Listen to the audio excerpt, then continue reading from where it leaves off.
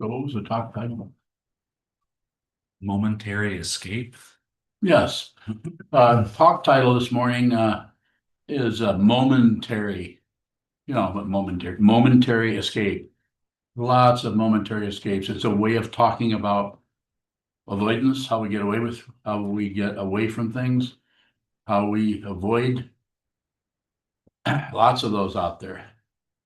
We might leave that which is bothering us and get some respite, get time away, may be helpful. And I would say that you may need to do that. But if it comes out of your awareness of what's happening, rather than your judgment, your evaluation, your blaming, might work a lot better for you in the so-called long run. You need to do whatever. It should come out of the awareness of what that is, rather than some kind of conclusion about you have some control. You have no control. If you think you have control, then go ahead. Go ahead and think that. You do not control this.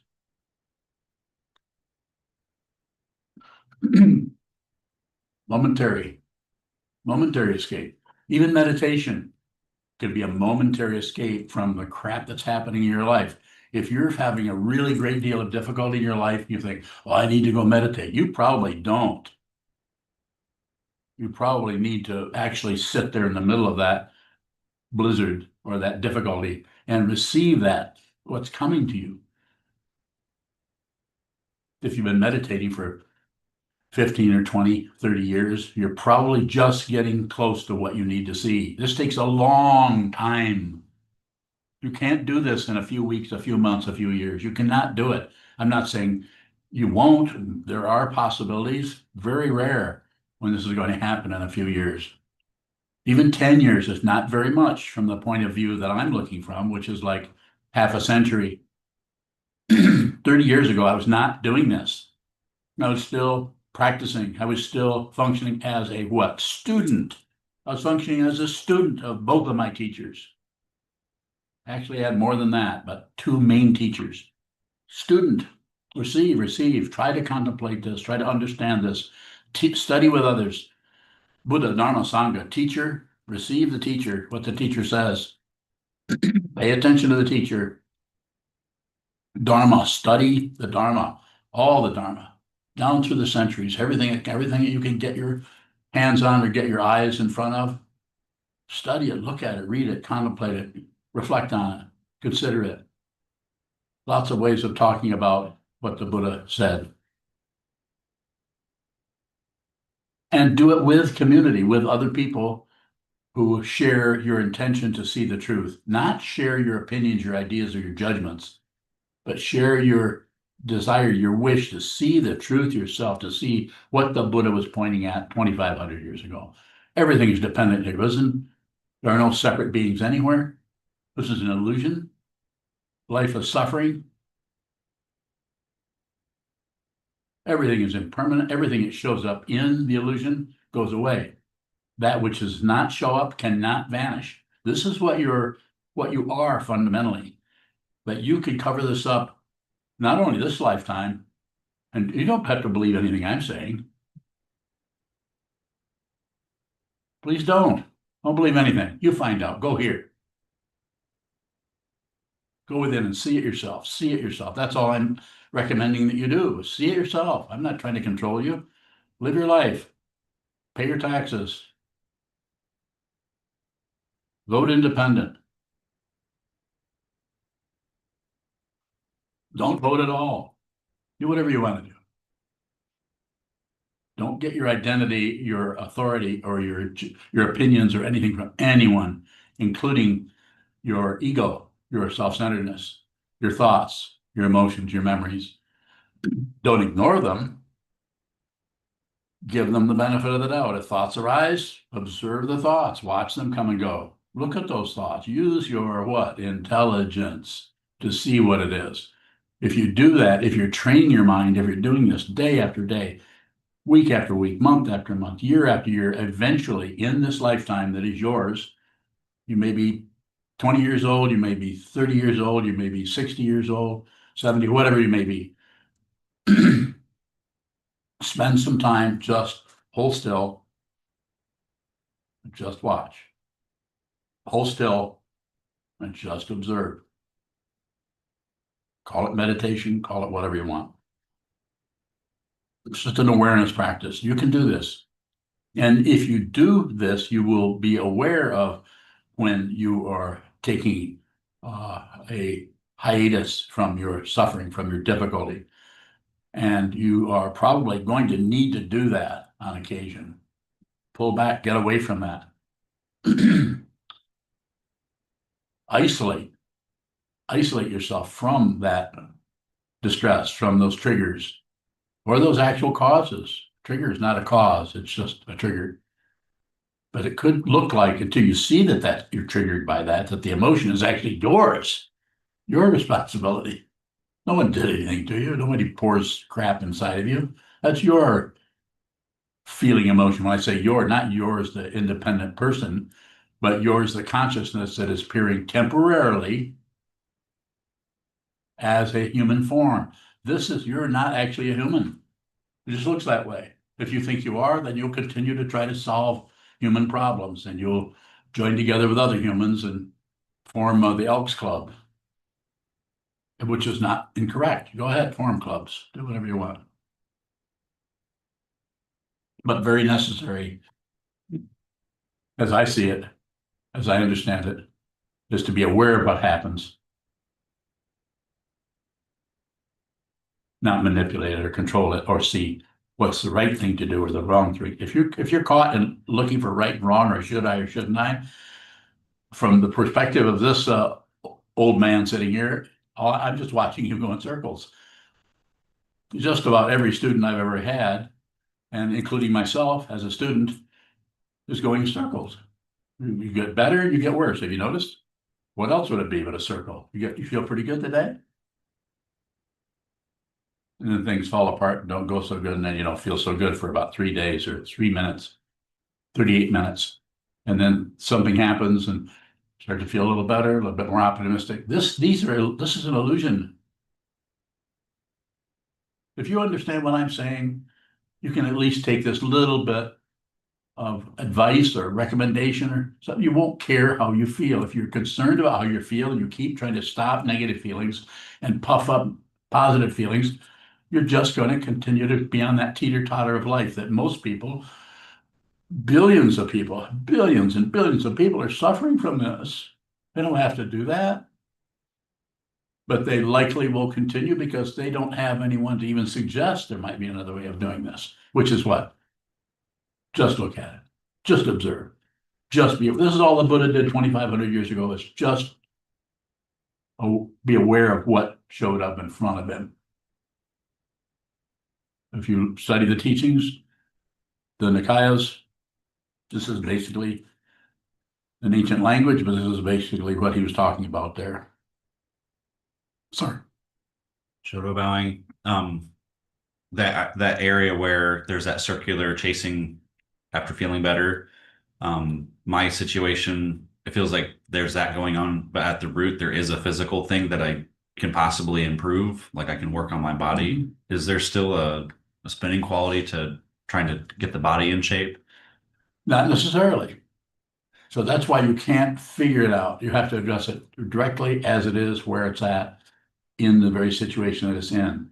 Too many thoughts about it may lead to great results, may lead to writing a book, may lead you to inventing a new way of doing everything. Materialism is very, very seductive if you have success that runs 3 or 4 months. In other words, it stretches out, but it's still relative. You follow a little bit? I'm not saying that parts, as long as you're participating in the illusion, water is wet or gets things wet, as is said, as I was instructed. Fire is hot, earth is hard, wind moves. That's just a very simple statement of something that's extremely subtle and spread all over the place and has all kinds of nuance there, where it's not exactly hard, it's not exactly hot. It's not, you use the precision of hot, wet, hard, wind so you can even say something about it. Because if you try to say how it actually shows up, there's always modifications and differentiation and desire around that. The differentiation is clouded by, instead of being clear about the differentiation, which is awareness, we are clouded by the desire that comes in just like fingers reaching into a cloud and confusing you or me or any of us with something we want that part, but we don't want that part. Desire, as the Buddha said in the second noble truth, desire, wanting things to be different than they are. This is what creates the suffering that he pointed out in the first noble truth. Total bowing. So I'm seeing something that's painful in my perception. There's a desire to change that, and you're saying that comes and clouds it. It can. It won't always in your situation you're talking about. Like I know I don't want to get into your health situation, but I know you've been talking about your back trouble and shoulder trouble and arm, all that stuff. You've been talking to different people, several of them, about how to do this, what to do. You're studying Tai Chi. You're going to a chiropractor. I have this all right so far. And so, and the chiropractor just lately I've heard has been very, very helpful to you. So sometimes just getting together with the right combination of understanding and expertise and so on, and also the combination. There's so many things to consider. Everything, including the phase of the moon. I'm not kidding here. Everything is there are no separate things. But the illusion of separation is so astonishing. We just get swamped by it so much that we think there's a right thing and the wrong thing, because we keep getting results from this thing that are so good are good and results from this thing that are bad. Well, we just need to figure out which ones, how to keep away from the bad things and no, this is materialism, spiritual, psychological, emotional, materialism has a relative truth to it. But if you're here and you're going to live forever, maybe that would work. You just be a human form for the next 5,000 years. Maybe things would work out for you. You'd finally get to be happy after about maybe 2,500 years. Wait.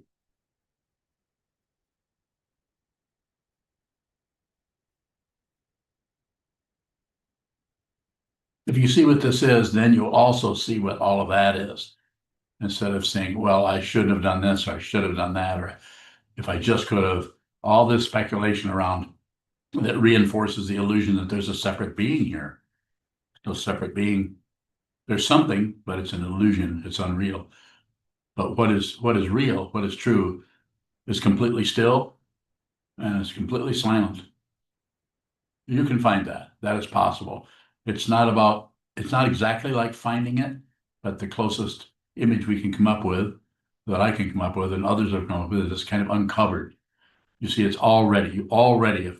consciousness is already the case. It's like you went back to the time before you even had a body, back to your parents, before your parents' birth. You went back to that's a traditional teaching in Buddhism, before your parents. You realize your true nature before, outside of space and time. You actually realize it. It doesn't mean you don't suffer anymore. It's just that your attitude towards suffering is much different than it was, than all the people around you who are clamoring to try to, even claiming to help you. Let me help you. Oh, I see you're suffering. Let me do this. Don't do that. Stop doing this. Start doing this. People trying to control you out of their attachment to relative truth, to right and wrong, to ethics. Ethics, you try to find somebody that's saying what I'm about to say. Ethics is just a bunch of paranoia. I'm not saying there isn't harmful things that happen to people. Of course there are. But the fundamental understanding is not about changing how you act. Please. There's only a few people here. There's only 3 monks here in the Zendo. All the other monks are upset about what I say or what I do and what I teach and so on. And they've all run away. And they can do whatever they want. No one's doing anything wrong. They're just doing what they do. I'm probably just not a very good teacher. Well, it must be okay. I've got 3 monks sitting here.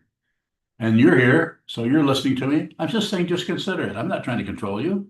Consider what I'm saying. Go within, please.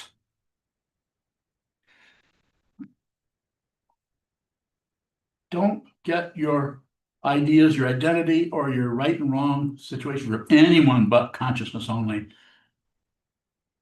I can't go any further than that.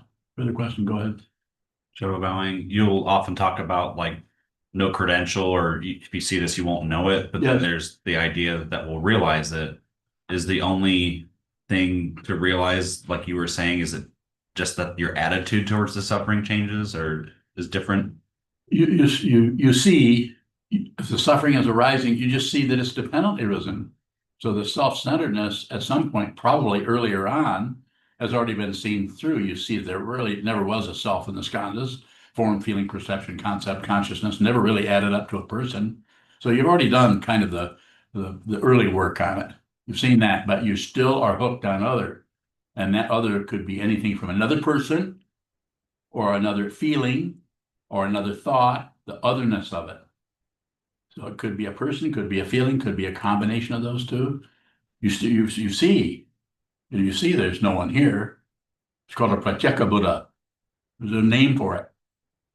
Just like there's names for all kinds of things. This is a 2,500-year-old spiritual path with lots of people studying it and people coming up with different understandings so that they're able to talk to their group of people who need to hear that from that person because of their style, which may include ethics. Some people need ethics. That's not wrong. I'm just saying if you grasp and demand that everybody do what you're doing, everybody do what Sokuzan says, or what Thich Nhat Hanh says, or what Dalai Lama says, or what anybody, just Byron Katie, do what anybody says. Don't obey anybody. Get your own authority. The only O word I would use is observe. Just observe. If you observe, you will see what you need to do next. And that may be up to and including never listen to me again. Nothing to correct. You don't have to get your understanding from me. If I'm helpful to you, then listen. If I'm not, go do something else. Don't waste your time or mine. Not that there is such a thing that you can even waste, since that's unreal in the first place. And in the second place, in the third place. How many more numbers are there? Speak. You're an accountant, aren't you? How many numbers are there? 55 gajillion. Did you hear that? 55 gajillion. Now translate it into Sanskrit. You having trouble with your back? You want to go leave the Zendo? You can leave if you need to go lay down. Is it all right that I just do that occasionally? Yeah, of course. I'm just concerned about how you're doing. That seems to be enough Yeah. to help. Well, at first I thought you were just bowing to me or something. It was, yeah. That was sorry, I misspoke. No, that's okay. Further question? Thank you. Yes. Wonderbaum, you had said earlier that you don't necessarily go to the cushion when you're feeling like you want to escape. Yeah, that could be an escape, especially if you've been meditating for many years. And what that tells me is if you're having difficulty and you think you need to go meditate, that makes me as a teacher, and if I'm your student, would make me suspicious of what's happening with you on the cushion. If you might be using the cushion to avoid or escape because you've got a way of meditating that is closer to one of the jhana states, where you're isolating yourself into a particular style or container of consciousness. I don't teach jhana states. I'm not against it. If you want to do that, I would say to anybody, go practice it. Find a teacher, go into retreat for 10 years or whatever they tell you to do, because they probably will tell you in order to create that kind of a state. I'm not saying it's a waste of time, but it is not awakening. What is awakening? There is no state of mind called awakening. If it's a state of mind, it's going to come apart. Any state comes apart because it separates itself from everything. The only thing that doesn't separate itself from anything is consciousness, which is not separate from anything. It's just a word that it just talks about. There isn't anything else but this. Go ahead. More? Wonderbaum. Then what is the difference between, because you also said to stay with whatever is showing up and don't go to the cushion. What is the difference between staying with whatever is showing up and only you observing? will know. If I'm functioning as your teacher, you've been a student of mine long enough to know that there are times that I'll tell you to do this. Sometimes I'll tell you to do that. Sometimes I'll tell you not to do that or not do more of this or less of this. And other times I'll actually say, I don't know. You find out. Haven't you heard all of those from me? Mhm. So that's because as a teacher, functioning as a teacher, I would I would have an idea from knowing you when I should just mind my own business and let you discover that.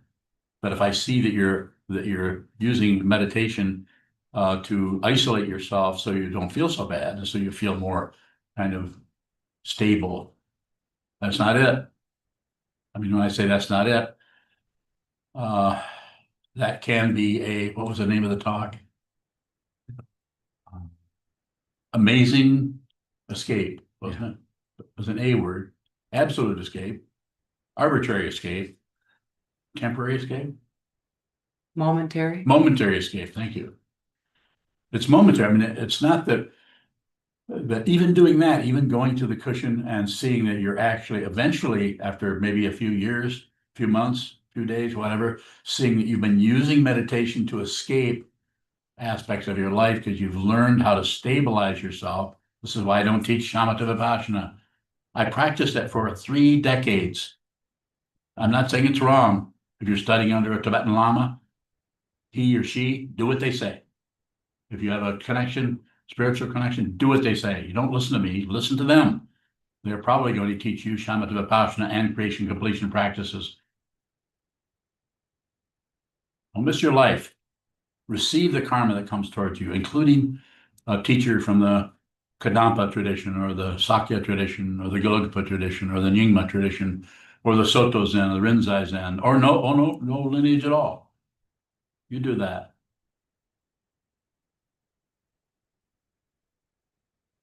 Wonderful. When we're on the cushion and we see that we're distracting or getting involved in thoughts, it seems like that's an escape. What is the difference between, is there any difference between covering up what is arising or being absorbed in a thought? I'm talking. Well, if you see that you're covering up this one time, and there's another time you're aware that you're absorbed, those are the 2 times.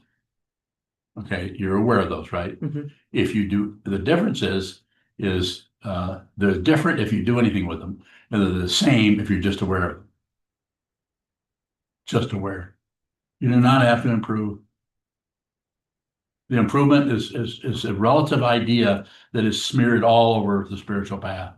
Getting better, improving the states of the 10 bhumis and all that. I'm not saying the 10 bhumis aren't there, but if you'll notice, if you read the 10 bhumis and look at those descriptions, it's hard to see how one leads to the other because they don't. Each one is enlightenment. It's just a description of something that's impossible to describe.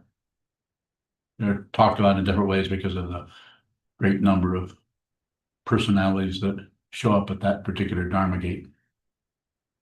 So it's just about awareness. If you're aware that you're escaping, you're aware that you're, what was the other word? Absorbed. Absorbed in it, just be aware of it. If you're aware of it, then nothing lasts. So anything that shows up as a thing in consciousness, if you're just aware of it, then you actually see, rather than pushing on it, which maintains it or fixates it, or pulling on it, explaining it, blaming someone, or ignoring it, all of those situations or attitudes tends to stabilize that situation as a problem or as an issue or something you have to work on. But if you don't do anything, but if you're just responsible for it, it's called humility.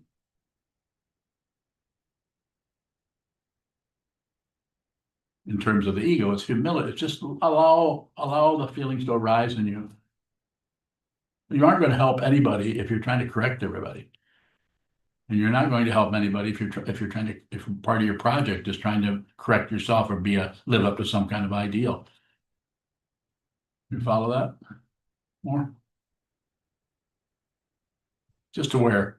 So it doesn't sound like it's going to help at all, but it doesn't help because there's no problem. But to realize that is just does not make sense. That's why it's called crazy wisdom. Because it's insane that you would just step right into a fire. It's insane that you would not fix the things you see that are incorrect or wrong, or you're doing wrong according to 15 or 20 people, or 500 people, or a whole lineage of people, or a whole bunch of monks that are, as we've been experiencing recently, yelling at you because you're not living up to certain ethical standards. You have to live out of this. It has to be this sounds kind of silly to say it, But it has to be your understanding. And there is no person there. There's just consciousness, but it is going to show up in an individual. This is called Buddha nature. Possible. No proof for it. You'll have no validation. It'll just feel crazy from the relative point of view.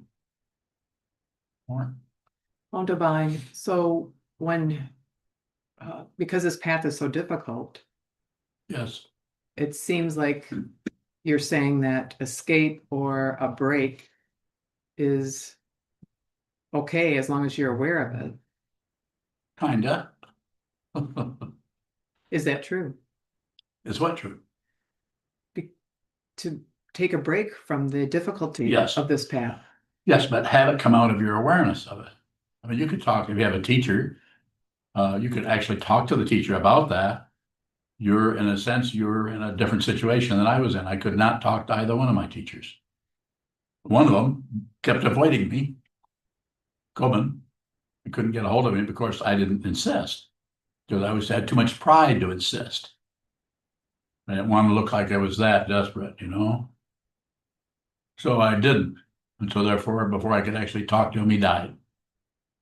And with Trungpa, he had thousands of students and admirers and everything. And in order to get to see him, another sense of pride. In order to do that, you would have had to go in and push on people and say, I have to see him. And I had the interviews I had with him, I had to demand them. I fought with his secretary, David Rohn.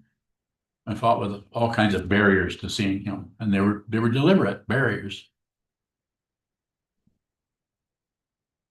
But at that time, my desire to see the truth and to get help from him outweighed my pride. So I made a fool of myself trying to get to see him. And I got to see him, and it was helpful. Real helpful. Anything else? Wonder by how do we know when to push ourselves or take a break? You know, There's no indication for it. It'll be right in the situation. It's just like looking at the difference between there's Jell-O in the refrigerator, but you don't. Somebody else made it. You don't know whether it's strawberry or lime. I'm just using it because that's a very everyday common thing. It's lime. And so it's like that. You know there's something there, but you're not sure of the slight differentiation. So you don't like lime, so you're not going to do that. But you do like strawberry or cherry or something like that. So for that, you might. So it's that kind of a very slight wanting.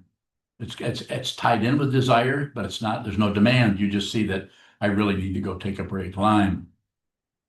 Or no, I need to continue to do this. Strawberry. You see why I'm using those images? Because they're so subtle. And that's the area, but your consciousness, your awareness, your insight, your prajna will not become refined enough to actually go into something and see what it is if it is encumbered by your beliefs, your opinions, your judgments, your belief in ethics and right and wrong. I mean, you might as well might as well just stay in your closet somewhere and even lock the door so nothing will bother you. You follow me a little bit? You have to see it. This is why it's so necessary to sit on that cushion, hold still. You don't have to even particularly meditate. Just don't do anything. Just sit there. Sit at the picnic table. Sit out in your lawn chair. Sit still.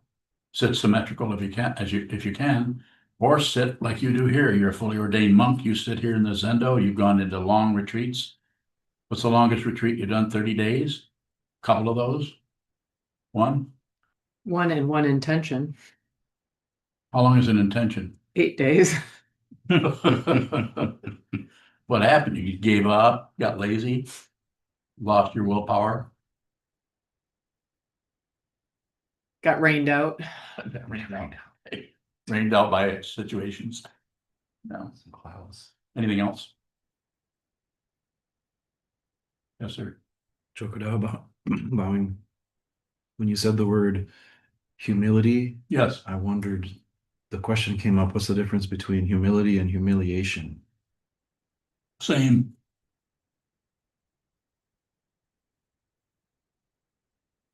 The feeling could be very similar. I'm saying it's the same because of the way in which you're asking it, the differentiation there is very slight. The only slight difference is there's in the humility, there's no one there. In humiliation, there's someone there who's humiliated and feels abused or feels misused. It's not that they haven't been. It's not that someone hasn't spoken harshly or and said something embarrassing to them. That may have happened. So the humility part is there's still some slippery area that you would call ego, but it's coming apart. And so there's some kind of feeling of humility, some kind of feeling like it's you've understood something about it where you're actually willing to receive the disgrace. If you can really receive the disgrace, then there isn't anything but grace. There isn't anything but liberation. Not easy. More? Thank you. Anyone online have a question? Naveed, we'll start with you. Navi Bowing. Is there any of our senses that is closer to consciousness only? Bowing. I think it could be different with different people. All of them are close in the sense of using some kind of a distancing thing, that part of the illusion that considers there's distance between things. So fundamentally, they're all just this. There's a way of looking at it where you see that you can see with it, you can smell with your eyes, you can hear with your sense of touch. There's all kinds of interaction between some kind of interaction between all the sense fields, including the mind, where everything can do that. The hands can think. The sense of touch. So there's something, the body-mind complex where the ego is concerned with is very interested in being protected and making sure we make no mistakes because it assumes there are such a thing as right and wrong operating on that very substrate of belief, opinion, judgment, conclusion, and prejudice about everything. So this causes us to stay in the sense of seeing, stay in the sense of hearing, stay in there, maintain some kind of security in that.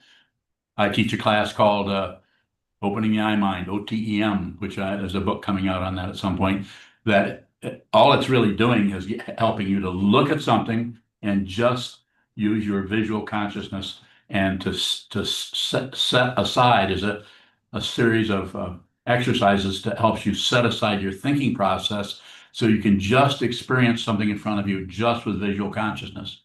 I think you could do that with any of the consciousnesses if you had the time and effort to do it. I've been working on it since the 1960s, way before I started meditating. So I would say, coming back to your question, did I even get close to what you were asking about, or is there something further on it that you have? Navi Bowing. Yes, I was considering feelings as well. So where feelings is situated. So feeling seems to be the energy of consciousness that is directional and is coming out of dependent origination. So there's no person who's feeling. As soon as you have a feeling, if you go from the feeling to the idea that someone is creating a feeling, a person is having a feeling because of that, you reinforce the original misunderstanding, which is that there's the illusion that there's a self, that there is a self, or that there is an other subject, object. This is unreal. It's not just this tradition of Buddhism or just this old man talking. It's just not real. It has a realistic flavor or appearance to it. Of course, that's why the whole world is tearing itself apart, because of belief and right and wrong, up and down, back and forth, life and death. It's just difficult. Warfare. Going to war. The world at large thinks that going to war is the bad thing and going to peace is a good thing. Both of those are incorrect. Don't go to war, don't go to peace. Just see what this is. That's why these hands come together. Just see what this is. You'll notice that the mudra of people who are trying to separate things actually is like this. When they talk, they'll go like this a lot. Separating everything, because that gives them, they're in the middle of this separation, and that gives them the power to be someone. When the hands come together, there's just this blessing. which there's no one blessing anything, nothing receiving the blessing, there's just blessing. Without a self, without another. So coming back to your sense of feeling, I would say just observe the feelings. That's a way I've said it before, is just when you have a feeling, use an image in your, if you have use your imagination, just imagine that feeling coming right from the center of the earth, coming right up through you. It's just like gravity in reverse. Gravity's pulling you down, emotion is coming right out of the center of the earth, right out through you. Just a simple image. And also, probably goes without saying, but meditate a lot, sit still a lot, hold still, watch what continues to move around. Great, thank you. You're welcome. Mahesh. Mahesh Bhavin. I'm curious about your Dokusan with Trungpa. What happened there, and then how was it helpful, Bhavin? So it probably wouldn't be too helpful to just to go through it. I had several of them with him, but it was he was difficult to get to see, as I said. But I just wanted to present to him what I was seeing at the time and get feedback from him. I didn't want it from anyone else, and so I needed to hear what he had to say about what I was experiencing. And he gave me feedback that was very helpful to me. He also mocked me before the interview was over. He took advantage, you could say, of something I was saying and made fun of me. So, and it was embarrassing. So, but that was also a teaching for me. He was very generous. He was very kind, very generous, and outlandishly crazy. As you know, if you read anything about him, he was a crazy teacher, and I needed that. I needed that person who didn't operate out of right and wrong, just met me right where I was at. I've never sat in front of anybody who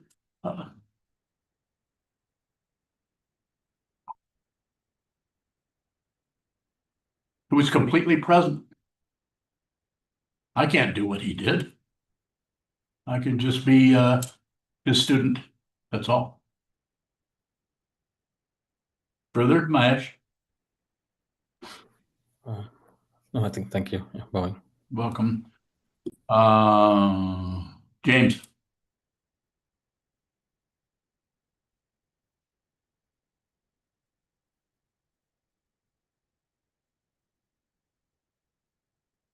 James, you have a question?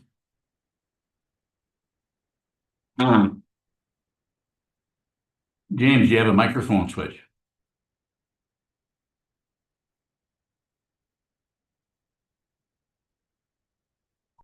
I'll come back to you, James. Jishin, do you have a question? Jishin Bowing. Following Navid's question Yes. about feeling, you said it's a part of dependent origination. Yes. Is there anything which is not a part of dependent origination? Anything you can point to, or have a location of a feeling, a vision, a bowl of Jell-O in the refrigerator, a reaction to someone. Everything is dependently arisen. Nothing comes from its own side as an individual item or thing anywhere. It's all. I would use the word connected if I thought it would help, but it's not connected. It's not connected as some people use that interconnectedness. I don't even use the word interdependent. I just say dependently originated. I don't use the interdependent word.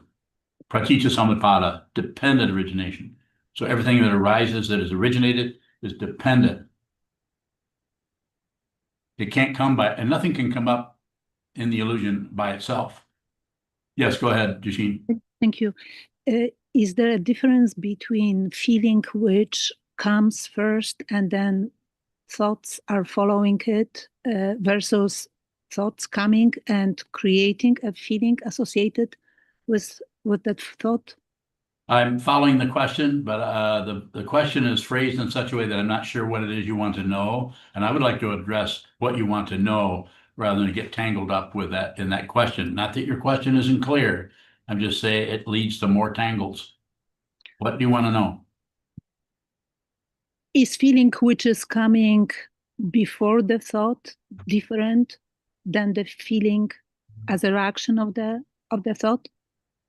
Bowing. First of all, your first preconception is there's a before and there is an after. So if you take into consideration that that's not the case, there is no before or after, then you can see, if I may suggest it or point to it in this way, that feeling and thought are not separate. They just look different. They smell different. They taste different. They feel different. They think different.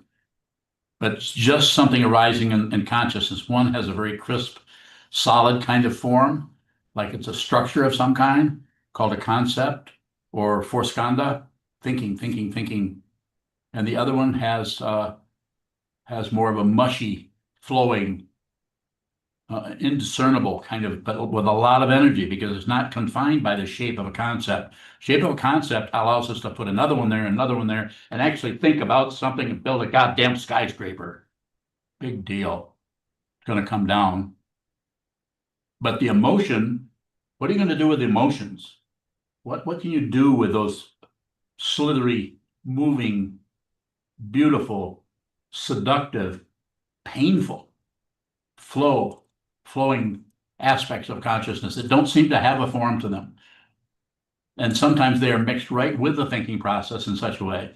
Someone who is born with that kind of an intense situation either kills himself or becomes a poet or becomes an artist or a musician or possibly they enter the spiritual path. Any one of those things could show up depending on what is showing up in front of them in the form of their mom, their dad, their brother, their sister, their uncle, their neighbors, their teacher. It's just the varieties are just untraceable.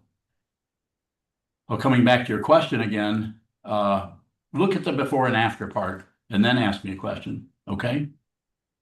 Thank you. You have another one? Yes, please. Okay, go ahead.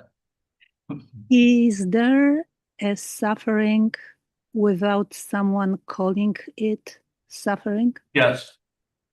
That's What is it? happening. It's this. If you're a living being, you're suffering. The suffering shows up if you're alive and consciousness is here with the nerve endings. Even if you're blind, even if you're deaf, there's still some nerve. If you're alive, there's some kind of nerve endings that are functioning. Then there's suffering all the time. When I say all the time, I'm using that index of time to participate in the illusion of time and in the illusion of space, to say there is suffering. The Buddha said in the First Noble Truth, life is suffering. And so understand that one before you even go to the other three. First, understand this is suffering. You're suffering as an apparent temporary individual. Someone else is suffering as a separate temporary individual, and they tend to be able to cover some of that up, or avoid it, or look away from it, or blame someone for it. Consciousness always finds its own form. First tenet of the Order of Immediate Light. Read all three tenets. Study them. If you're listening to me, then I brought together my basic understanding in concepts of what it is I talk about every day. It's the Order of Immediate Light, the three tenets. And amazingly, all the people who have run away and are throwing sticks and stones at the monastery and this organization through all those different, I don't know, places where you can give reviews and stuff, they haven't even paid any attention to these three tenets. Nothing comes from its own side as an individual thing. You have to see it. If you don't, then you'll try to blame others. And it's not that some of the others aren't difficult or aren't angry or aren't obstructive or aren't throwing garbage in the driveway. I'm not saying they aren't. It isn't that isn't. But those things are dependently arisen. There's no. If you understood this, as a society understood this, there would be no prisons. We would just help people. Even people who murder people, we would get with that person and try to help that person and see what that energy is about. We would do this together as a huge, dimensionless family. I call it Sangha. Everyone is Sangha as far as I'm concerned. They may not know it. Thank you. Jish, you're welcome, Jishi. James, are you still there with your hand up somewhere? James Bowen. Go ahead. Yeah, laptop crashed, so I had to come back on the phone. But is wanting to cause the extinction of unpleasant feelings a type of suicide? Since, they are part of you. Why don't you paraphrase that question and get closer to what you're looking for? Oh, sorry. Is wanting to cause the extinction, meaning make go away unpleasant feelings and thoughts, a type of suicide? Um, does that make sense to you? Uh, I'm thinking about how if you kill off a whole species, you no longer have it around. Like frogs? Like no more frogs. I'm thinking mammoths Marmots? instead. Mammoths, like those elephants, Oh, that man. since they're all Oh, gone, oh, you mean woolly mammoths? yeah, isn't Really it big. like killing part of yourself if you get I, rid of the bad part? so do you think getting rid of mammoths was getting rid of something bad? No, I mean it was getting rid of something interesting and good, you know. I I'm agree. I really like just their teeth. saying, I like their teeth. did they have teeth? I think they only had like a couple teeth. But Isn't, you mean the tusks, right? but isn't that a tooth? Like if two things come out of your mouth, aren't those teeth? Uh, I don't know if those were actually teeth, if they're like horns, the tusks. Horns that But come out of the mouth, I see. So yes, but what else would you speculate around that? Anything else? Did I answer, uh, did I answer your question though? I'm curious of whether I answered it or not. I don't know. I mean, let's. I mean, you said it was crazy to not want to change anything, I did? but didn't you say it was like crazy if somebody didn't want to change Oh, I didn't anything? say that. Yeah, yeah, Oh, I don't mind being quoted. Just make sure you're quoting me. Don't interpret anything I've said, or I'll kick you. Well, I won't literally kick you because you're not close enough, but I might kick one of these guys. Takes but on I us. was Huh? thinking there's some writings that say that you know Yes. all that reincarnates is bad thing, like a heap of suffering. But if you owe your existence to that bad part, getting rid of it, doesn't that kind of get rid of part of yourself? Yeah, well, I'm not saying get rid of anything. I'm saying be aware. Be aware of everything. There is no good and bad, uh, existence, non-existence. These are illusions. Things don't exist, nor do they non-exist, but yet they both exist and non-exist. It's non-dual. It's not two. If you don't see it, then you'll have an enemy over here and a friend over here. You don't need it. You don't need that. You can actually realize your true nature. You just are going to have to spend some time going here.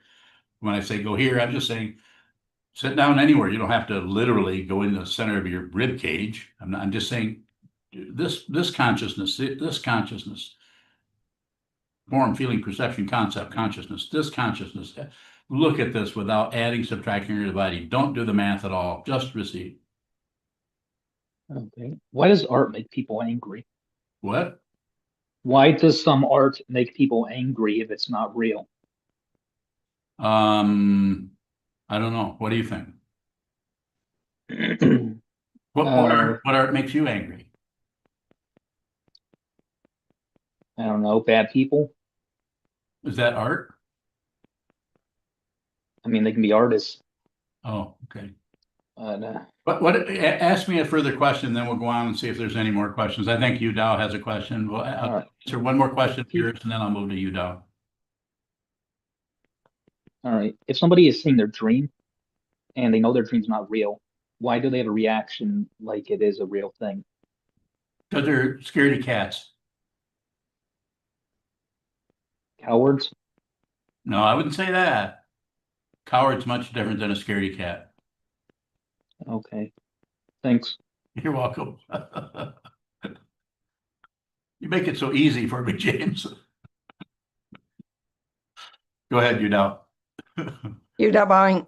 I want to attempt to ask James' first question in a different way.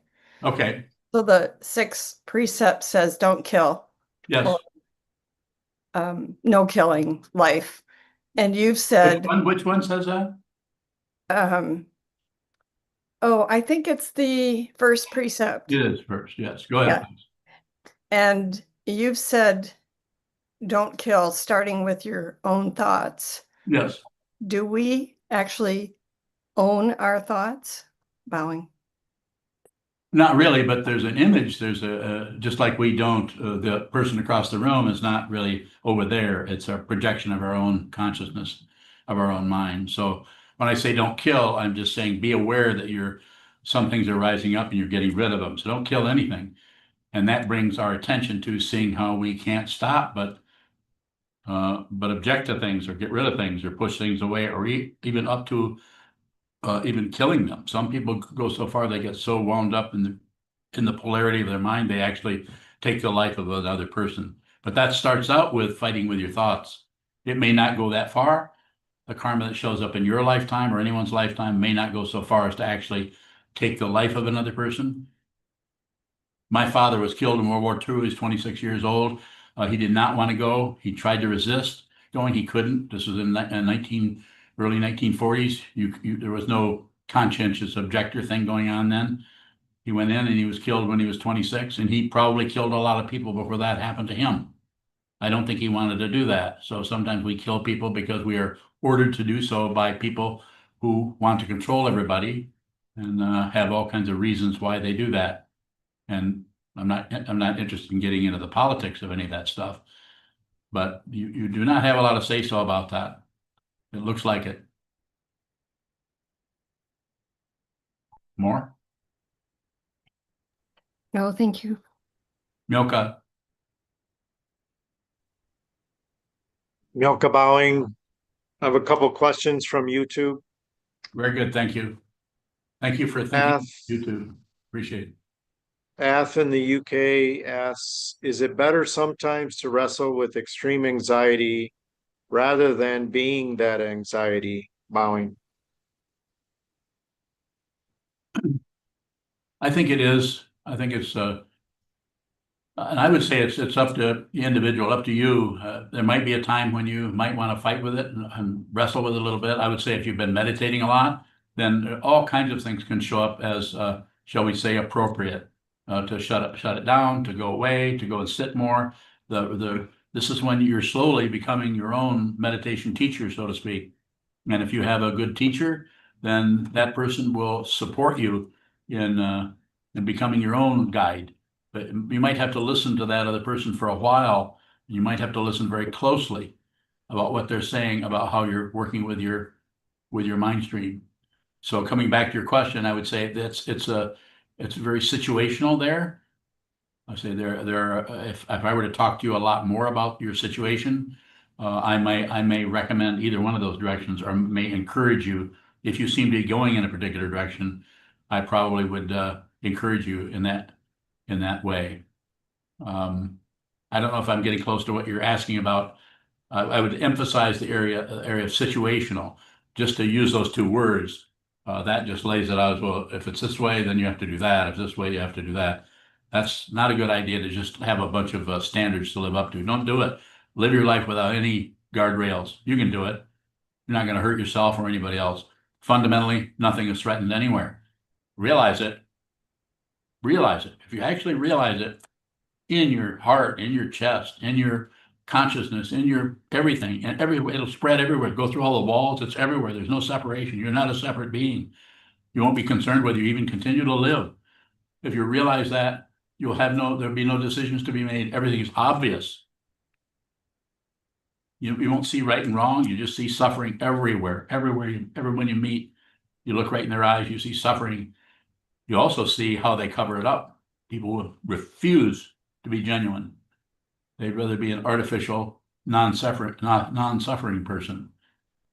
So do it situationally. Look at that, and then you determine through your own prajna, your own intelligence, your own insight, your own awareness practice, whether you should struggle with that or whether you should shut down and run away from it or do whatever. Good question, though. Milka Bowing. Ross in Ireland has a question. Ross. Ross bowing, is it possible to receive the desire to want to be vengeful or to think of vicious things without getting sucked into them? Bowing. So it doesn't matter if you're sucked in or not. It's only about being aware of it. To be sucked into it that's what is so, that reveals so much about the ego, about you cannot help but do this. It's a good idea not to have an outflow if you can help it. Don't pick up a club and actually start taking revenge, but to experience and feel and receive the emotions or thoughts of vengefulness that arise, jealousy, vengefulness, resentment, all of those things that come out of dependent origination, that looking for a self that feels that way, so that you can pick up a club. Because if you pick up a club, you've locked down on the imaginary self that wants revenge. It's not the revenge itself. The revenge itself is dependently risen. It's so obvious if you might have to look at it for another 10 or 20 years, but it's obvious. Once you see it, it's like, oh, like my teacher, Kobayashi Roshi, pointed out my intense pride, self-centeredness, self-deception in a couple of words. And I had to look at it for 10 years. 10 years before I understood what this Japanese monk, who was 2 years older than I was pointing at, just by me asking him a simple question. He pointed right at my neurosis, right at my pride, and I shut it out because I wasn't about to be corrected by him. I was so embarrassed. And then he died. You don't have to do that. You can see what this is. You don't ever have to listen to me again. Go do something else. But spend some time holding still, watching what moves, what continues to move without your permission. You notice you don't have any permission. You can't just decide to think good thoughts. Well, maybe for 20 minutes. You can't even decide to think bad thoughts, maybe for 20 minutes. You don't have control over this. Please. Give your identity, I'll say it this way, very literal, give your identity back to consciousness. Stop being so greedy with who you are. Just be everything. You're just this. You're not an individual. You can't do anything wrong. You can't do anything right. There is no such thing. This is big misunderstanding.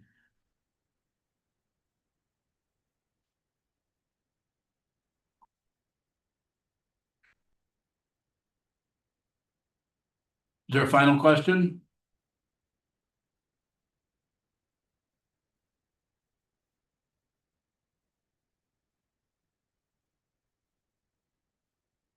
Anybody, final question from someone who has not asked a question? I would like that if possible, and then we'll close. Jen, don't you have a question for me? Then I have one for you.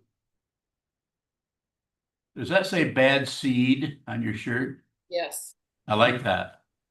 thank you. That's a bad seed, but it's a good plant. Okay, I'm leaving. Thank you. Thank you so much. Getting late in the day. Thank you for coming to this meeting. I appreciate it very much.